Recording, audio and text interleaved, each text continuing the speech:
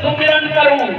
जिस दिन संपूर्ण भारत का 90% मूल निवासी बहुजन समाज बुद्ध भीम करना शुरू कर दिया, उस दिन जीवन में एकाएक वो सवेरा होगा कि जो पहली बार आप महसूस करोगे कि हम आजाद भारत में जी रहे हैं। जब तक आप बुद्ध और भीम से दूर हो तब तक भारत की सच्ची आजादी आपके समझ में नहीं आएगी। इसलिए लाइन कर रही है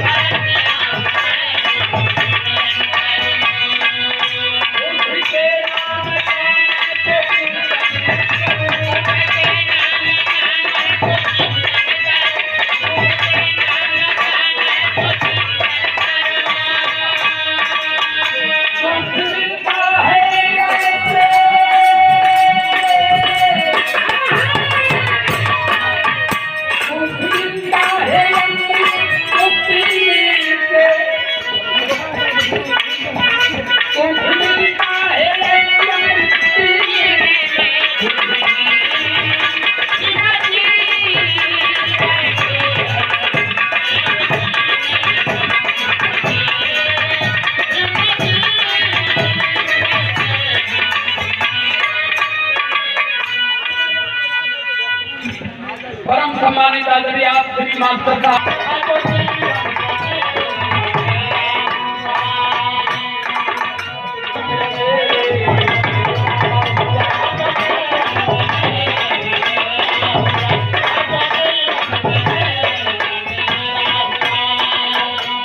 अंधकार में भटक रहे थे, हमें क्या मालूम की दुनिया में बुद्ध भी थे, लेकिन हमारे महामानव बाबा साहब अम्बेडकर आए।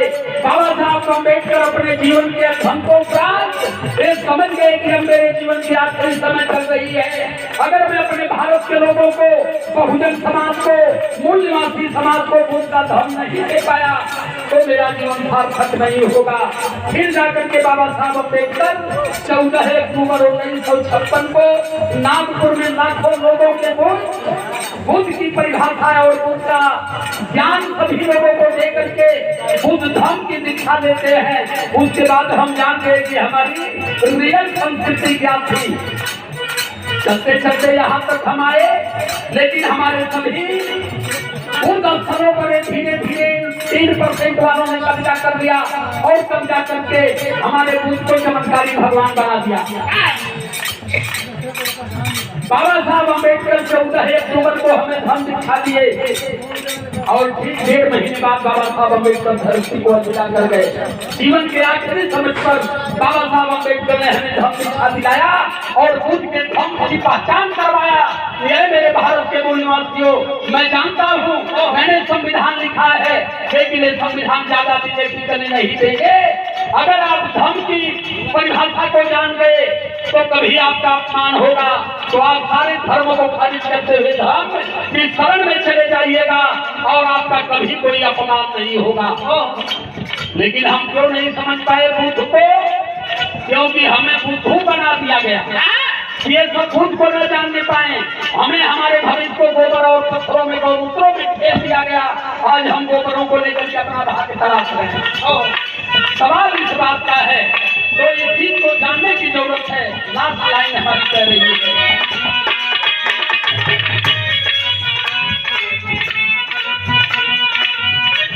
जो जीवन में मेरे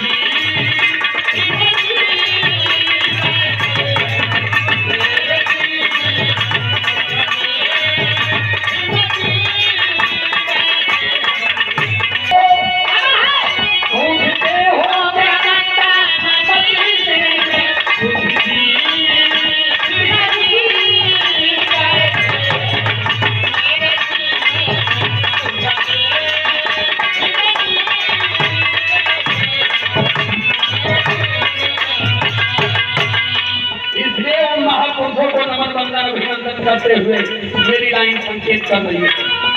तुझको